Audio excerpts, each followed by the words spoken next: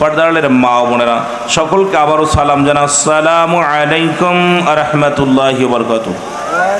যেহেতু রাত হয়ে গেছে, ভূমিকা নয়, তবুও একটু জিকির করে আপনাদের 10 মিনিট বেশি করে ফেলেছি। যেহেতু সালাম দিয়েই আলোচনা করার নিয়ত ছিল যে সালাম বিনিময় করে আলোচনার মধ্যে ঢুকে যাব, আপনারা কষ্ট করে বসে আছেন। এখানে দুইটা জিনিস পাওয়া যায়, একটা হচ্ছে রহমত, একটা হলো গজব। আমরা কি রহমত নিতে চাই না গজব নিতে চাই? আরো জোরে বলেন, রহমত নিতে চাই না গজব নিতে চাই? দেশের অবস্থাও ভালো না, জাতির অবস্থাও ভালো না, সমাজের অবস্থাও ভালো না, পৃথিবীর অবস্থাও ভালো না। রাসূল পাক সাল্লাল্লাহু আলাইহি সাল্লাম যে কিয়ামতের যে কটা আলামতের কথা বলে গেছেন, 70টা আলামত, এই 70টার অধিকাংশ আলামতই হয়ে গেছে। আমরা আয়ামে জাহিলা শুনেছি মায়ের সঙ্গে ছেলের জিনা, বর্তমান গত রাত্রে দেখলাম আপনাদের এই জমিনের মধ্যে আমার বাজানরা বড় কষ্ট পাইলাম যে এই জমিনের মধ্যে সৎ মায়ের সঙ্গে সন্তানকে আবদ্ধ অবস্থায় ধরা পড়ছে। বড় কষ্ট যে একজন নাবালক সন্তানের সঙ্গে মা অপকর্ম করতে ধরা পড়ছে। আমার বাবারা, সেই আয়ামে জাহিলা জামানায় যেগুলো শুনেছি পড়েছি, এখন আমরা সব চারিদিকে তাকাইলেই দেখতেছি অবস্থা শুধু পাপ আর পাপ, জিনা, ব্যভিচার, অন্যায়, জুলুম। এর থেকে বাঁচার কোনো পথ নাই, কারণ এই জামানায় হাতের উপরে আগুন রাখা যাবে, ইমান রাখা যাবে না, ঠিক সেই জামানায় আমরা পৌঁছে গেছি। জোরে বলেন ঠিক কিনা? আর একটু জোরে বলেন ঠিক কিনা? এই জন্যে রাসূল আকরাম সাল্লাল্লাহু আলাইহি সাল্লামের কদমে সাহাবীরা যে বলে, ইয়া রাসূলুল্লাহ, ইয়া হাবিবাল্লাহ, আমরা একটা আশ্চর্য জিনিস দেখলাম, কিছু পাখি, তাদের পাখির গায়ের মধ্যে লেখা আছে লা ইলাহা ইল্লাল্লাহু মুহাম্মাদুর রাসূলুল্লাহ সাল্লাল্লাহু আলাইহি ওয়াসাল্লাম। নবীজি নীরব থাকলেন, একবার নয়, দুবার নয়, সাহাবীরা 3 বার বললেন ইয়া রাসূলুল্লাহ, ইয়া রাসূলুল্লাহ, ইয়া রাসূলুল্লাহ। নবীজি নীরব থাকলেন। সাহাবীরা বলে, হুজুর, আমরা যে কথা বললাম কিছুই তো বললেন না। নবীজি বলেন, বাকি অংশ বলো, তোমরা যেটা বললে বাকিটা বলো। বলে, হুজুর, বাকিটা হলো ওই পাখিটার গায়ে লেখা আছে কালেমা, কিন্তু ঠোঁট দিয়া ময়লা খাচ্ছে। কি খাচ্ছে? জোরে বলেন না।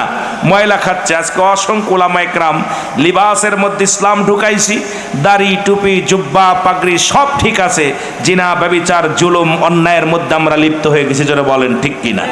আর একটু জোরে বলেন ঠিক কিনা?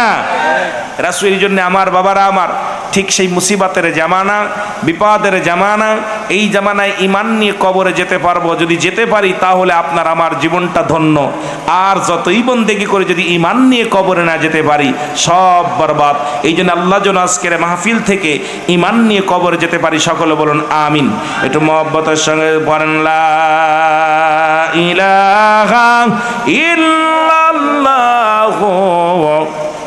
মুহাম্মাদুর রাসূলুল্লাহ সাল্লাল্লাহু আলাইহি ওয়াসাল্লাম। এ দুনিয়ার মুসলমান, গভীর মনোযোগ। আল্লাহ রাব্বুল আলামিন রিয়াজুল জান্নাহ, বেহেশতের বাগানে আসার মতো, বসার মতো সুযোগ দান করল। এ সময় কত মানুষ জেলখানায়, কত মানুষ হাসপাতালে, কত মানুষ মৃত্যু সজ্জায় সজ্জিত।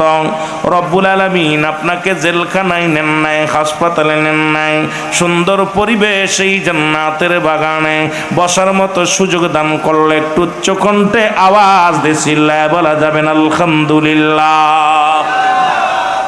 বান্দা যখন এই জান্নাতের বাগানে রওনা হয়ে গেছে গো, ও দুনিয়ার মানুষ শোনো, বান্দা যখন জান্নাতের বাগানে রওনা হয়ে যায়, প্রতিটা কদমে কদমে আমার আল্লাহ রাব্বুল আলামিন বান্দার জীবনের সগীরা গুনাহগুলো মাফ করে দেয়।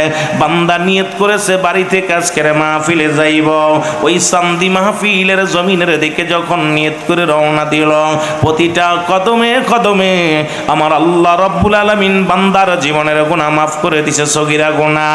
আমরা শুধু সগীরা গুনাহ করি নাই, কবিরা গুনাহ করলাম, পদে পদে করছি কবিরা গুনাহ। নামাজ ছেড়ে দিয়া কবিরা গুনাহ, নামাজ নামাজ নামাজ ছেড়ে দিয়া কবিরা গুনাহ। এক ওয়াক্ত নামাজ ছেড়ে দিলে 80 হুতবা পরিমাণ জাহান্নাম, যার 1 হুতবা পরিমাণ হলো 2,88,00,000 বছর। আপনার আমার জীবন থেকে কত নামাজ ছুটে গেছে যুবক, এই তো হিসাব নাই, হিসাব নাই। ও যুবক শুনে নাও, এই নামাজ নামাজ ছেড়ে দেয়া কবিরা গুনাহ, মিথ্যা বলা কবিরা গুনাহ, বেগানা নারীর সঙ্গে দেখা দেয়া কবিরা গুনাহ, বেগানা পুরুষের সঙ্গে দেখা দেয়া কবিরা গুনাহ। এক কথায় যাদের সঙ্গে দেখা দেয়া যায় তাদের সঙ্গে বিয়ে করা হারাম। তাদের সঙ্গে বিয়ে করা হারাম, যাদের সঙ্গে দেখা দেয়া হারাম তাদের সঙ্গে বিয়ে করা জায়েজ। আজকে সমাজের মধ্যে এই ওয়াজগুলো যদি করি গো, আমার সমাজের মধ্যে অধিকাংশ আলেম ধরা পড়ে যাবে, অধিক ইমাম সাহেব ধরা পড়ে যাবে, পানি পড়া তেল পড়া মৌলবীরাও ধরা পড়ে যাবে। এরে মুসলমান, শরীয়তের দৃষ্টিতে হারামকে হালাল বলার একটার কারণ নাই। ও যুবক, এত গুনাহ করলা, গুনাহ করতে করতে আসমান থেকে জমিন পর্যন্ত গুনাহ করে ভরপুর করে ফেলেছ, এই গুনাহগুলো মাফের দরকার আছে কি না? আর একটু জোরে জোরে চিল্লায় বলেন না, আছে কি না? এই গুনাহ যদি মাফ করাইতে হয়, আল্লাহ মাকুদবি রাহমাতুল্লাহ বয়ান করেন, বান্দা জীবনে যত গুনাহ করেছ সমস্ত গুনার কথা মনে করিয়া বান্দা যখন ওই জান্নাতের বাগানখানা আঁকড়ে ধরে খাস তওবা করে আল্লাহ বলে ডাক দেয়, আল্লাহ পিছনে আর গুনাহ করব না, সামনে আর গুনাহ করব না, পিছনের গোটা বাপের জন্য কিয়ামত পর্যন্ত আর নবী আইব না, কিয়ামত পর্যন্ত নবীদের দরজা বন্ধ, কিয়ামত পর্যন্ত তওবার দরজা খোলা। বান্দা যখন কবরের ভয়ে জাহান্নামের ভয়ে খাস তওবা করিয়া আল্লাহ বলে ডাক দেয়, আমার আল্লাহ বলে ডাক দেয়, আল্লাহ রাব্বুল আলামিন বান্দার জীবনের সব গুনাহ মাফ করে দেয়। জোরে বলেন সুবহানাল্লাহ। জিনারাটার যে জায়গা লাগাইছেন আমার ওয়াজ করার কাম সারা, একটু সাউন্ড বাড়ান। তাহলে জান্নাতের বাগানে নিয়ত করে রওনা দেওয়ার কারণে সগীরা গুনাহ মাফ, কবিরা গুনাহ মাফের একটা সুযোগ পাইলাম। আজকে 18তম বাৎসরিক মাহফিল, 18টা বছর পার হয়ে গেছে। আজকে দিন গেলে 17 বছর পার হয়েছিল, আজকে 18 বছর পার হইব। এই 18 বছরের মধ্যে যারা কবরে চলে গেছে, গুনার বোঝা নিয়ে চলে গেছে, আমি মনে করি ওদের কপাল মন্দ। কারণ মাহফিলে আসলে সগীরা গুনাহ হানে বইয়া তওবা করলে আল্লাহর দরবারে চোখের পানি ছেড়ে খাস তওবা করে আল্লাহর কাছে কানবেন, আল্লাহ আমার জীবনের শেষ মাহফিল, কারণ পরবর্তী সময় আপনার আমার জন্য কি নিয়ামত বয়ে আনতেছে আপনি নিজেও জানেন না, আমিও জানি না। জোরে বলেন ঠিক কিনা? মদিনা যাইতে পারলাম না, মদিনা দেখতে পারলাম না, মদিনা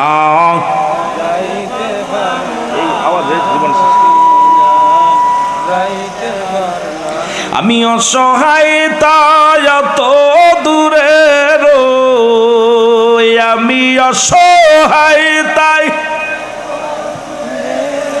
দূর থেকে সালাম জানাই, বলো দূর থেকে সালাম জানাই, মদিনা যাইতে পারলাম না, মদিনা।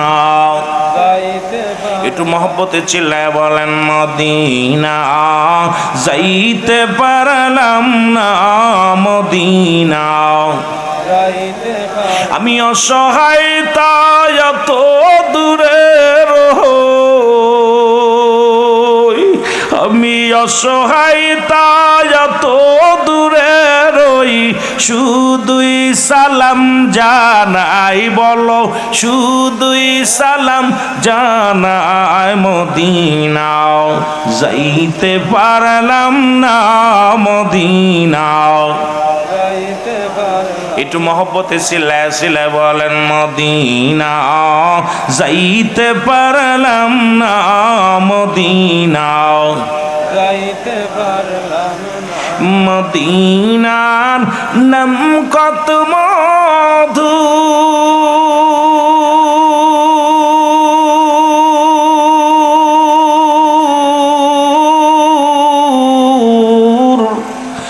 মদিনা আর যে কত দূর,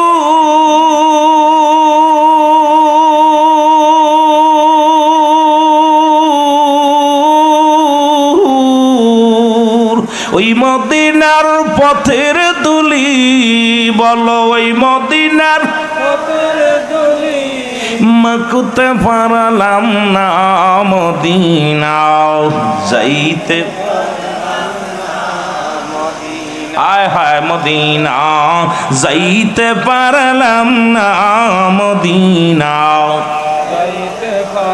আরো জোরে জোরে চিল্লায় বলেন, মদিনা যাইতে পারলাম না, মদিনা।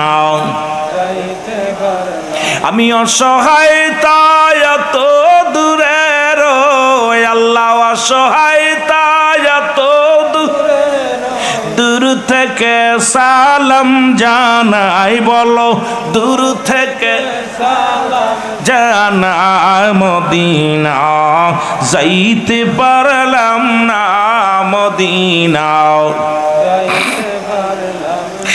মদিনার নাম কত সুন্দর,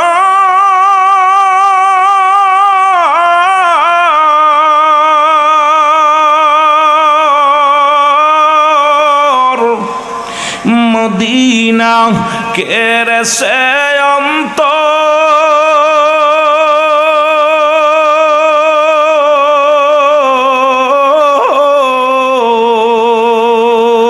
এই গরিব দুঃখীর সালাম খানি, সন্দিবাসীর সালাম খানি পৌঁছাই দিও মদিনায়, বলো